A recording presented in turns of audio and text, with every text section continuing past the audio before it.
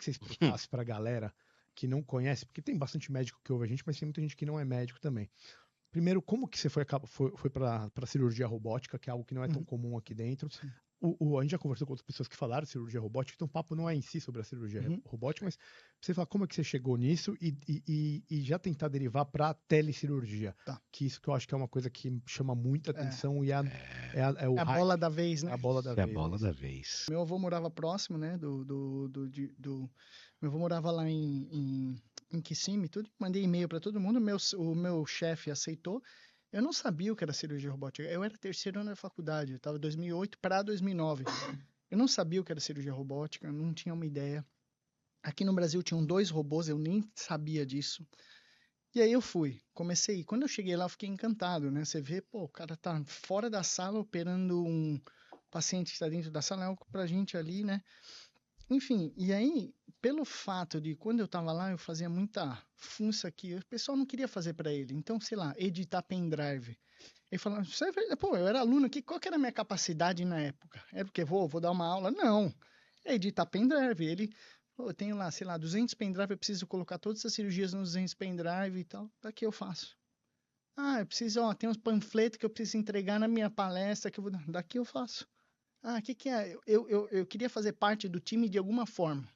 E era aquilo que eu podia entregar para o time. Sim. Você entendeu? Era aquilo que eu podia entregar. Eu como aluno, eu não tinha capacidade para absolutamente mais nada. Eu podia editar pendrive, eu podia entregar o panfleto, sei lá, mandar e-mail, sei lá, fazer qualquer... Pagar uma conta, um boleto no banco. Qualquer coisa.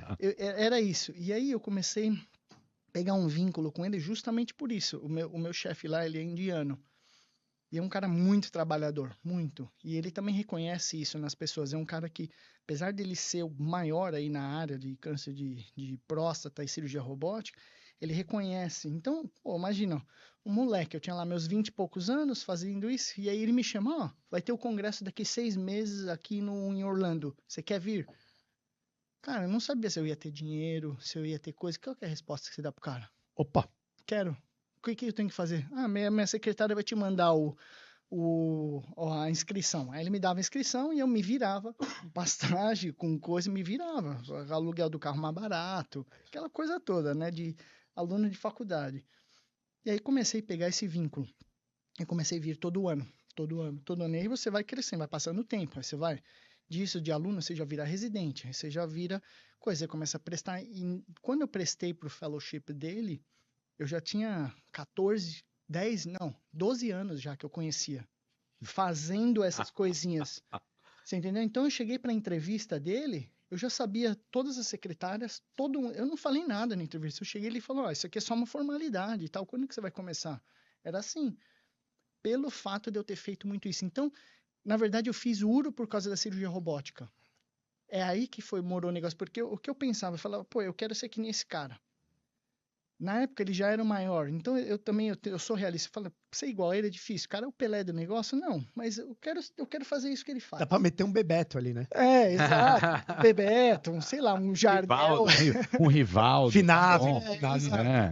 E aí, Yuri Alberto. Exato. Não, aí também não, já pelo amor de Até um Galeano que ganhou pra nós uma Libertadores. Não, PV. Deus. Pode ser. E aí eu falava isso, eu quero ser igual a esses caras que estão aí. Eu quero ser isso. O que eu tenho que fazer?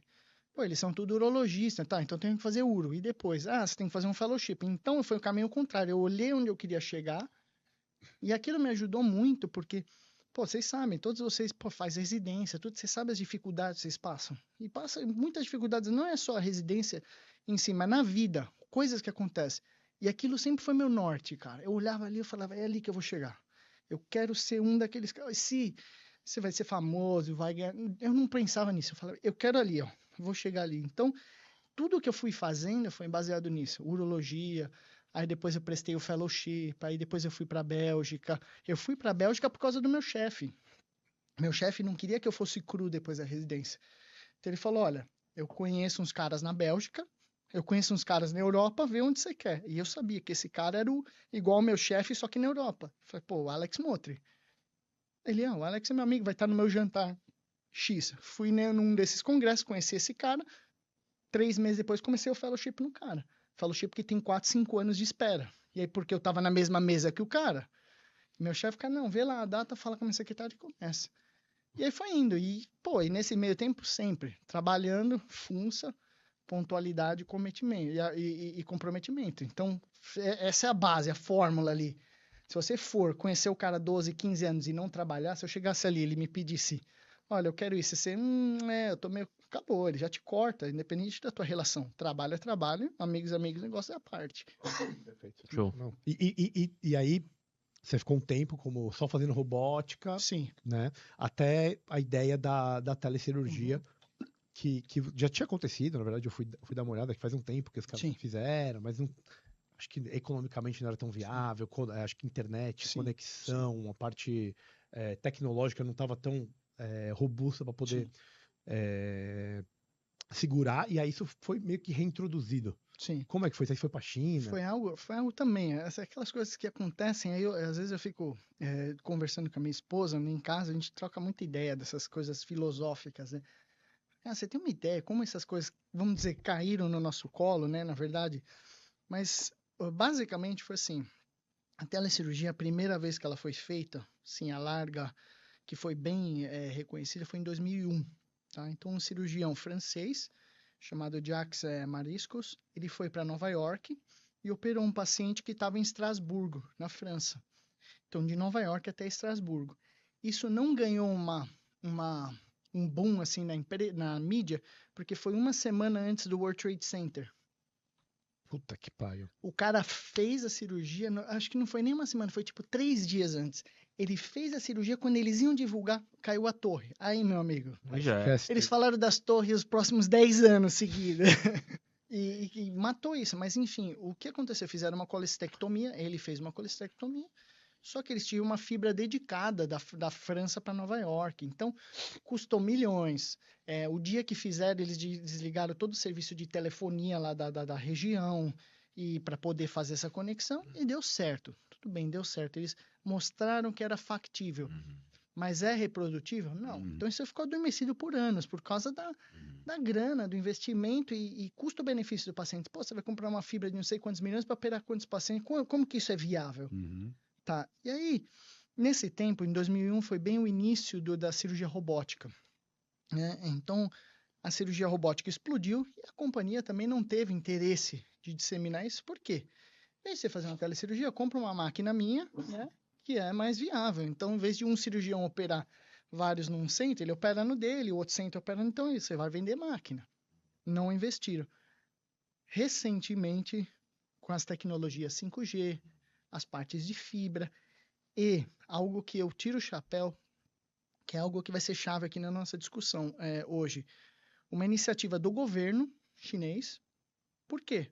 Um território muito grande, uma população que é muito grande, mas você tem uma escassez de médico. Então foi uma iniciativa governamental que colocou todo mundo sentado junto, todos os órgãos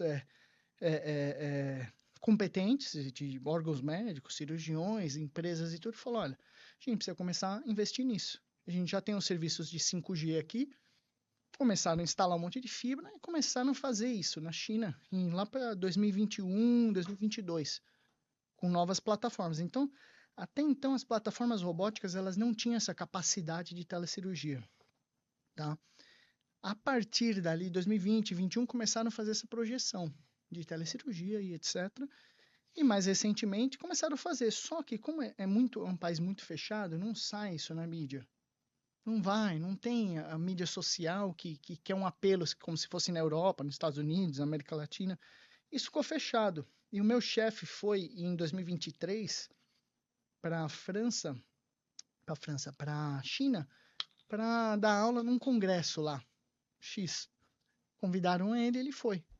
E chegou no congresso, eles estavam falando de telecirurgia. Ele olhou, ele falou, olha, isso aqui é uma coisa que... Aí ele começou a ir a fundo. Como que é feito? Não, aqui a gente na China tem os robôs com capacidade telecirúrgica. Como assim? Que robôs? O XYZ foi em todas as companhias visitar, porque ele é um cara muito famoso, então para a companhia era um prazer ter ele lá, não sei o quê. Começou a ir visitar as companhias e falou, gente, o que vocês estão fazendo aqui é uma coisa, vocês estão abrindo uma nova era de cirurgia.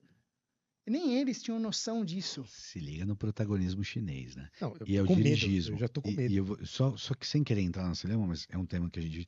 É o dirigismo estatal. Você falou uma Sim. coisa fundamental, que é a centralidade nas decisões de uma forma menos democrática, Uhum. resolvendo mais problemas. Como se a democracia em si hoje fosse um problema, Sim. do jeito que a gente a vive ou a experimenta ela de hoje em dia. Desculpa abrir o parênteses, mas eu Não, achei que é interessante isso. É que a gente está discussão. falando de várias coisas, você deu um exemplo fatal disso aí. Doideira, né? Não, sim, vou colocar assim que é entre aspas, um autoritarismo, porque você acaba tendo que ceder liberdades Eu vou te individuais falar pra que isso os acontecer. chineses passarão a chamar de excepcionalismo chinês. É, Entende o que eu quero dizer? sim. É isso. E é aquela coisa, a gente entra, né, como dizia o Platão, né? A necessidade é a mãe das invenções, né? Então, é isso.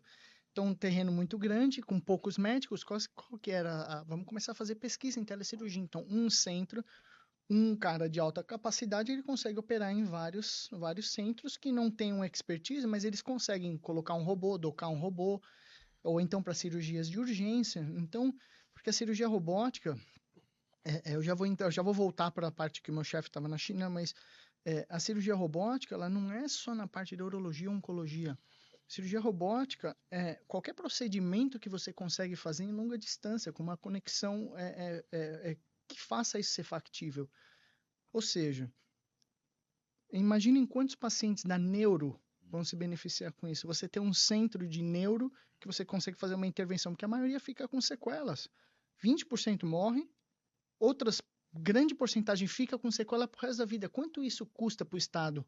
Um paciente que vai ter que fazer fisioterapia pelos próximos 20 anos, que vai ter escara, que você vai ter que debridar a escara, porque é um paciente que ficou acamado, um paciente que não deambula bem, problemas respiratórios, antibióticos, isso é a parte da neuro. Fora os que morreram e não vão produzir. Exato. Cardiovascular. Parte cardiovascular. O cara tem um infarto, você conseguir fazer uma intervenção num tempo hábil, porque nós sabemos, você tem um tempo, uma janela que você consegue fazer todas as medicações, a intervenção, fazer o CAT. Se você conseguir fazer isso por telecirurgia, o quanto na humanidade você vai conseguir ajudar? Quantas pessoas você vai conseguir ter um benefício? Biópsia. Com a gente passando em residência, quantos pacientes chegavam para a gente e falavam, olha, doutor, eu moro numa região remota, não precisa ser nem norte e nordeste, mas região remota do interior de São Paulo, eu estou 8 meses esperando uma biópsia de pele. Não, bizarro. Aquilo muda o estadiamento do cara. Uma biópsia de pele que seria só uma lesãozinha que você tirava, mandava por uma patologia. Você consegue fazer isso hoje por telecirurgia. Você vai lá e faz a biópsia. Olha, você precisa de um tratamento, um outro tratamento, beleza, vem para o centro aqui e faz. Você não precisa de mais nada. Mas o que não dá é o cara ficar com 8 meses com aquela biópsia. E não é só pele, tudo. Câncer ginecológico. Sim.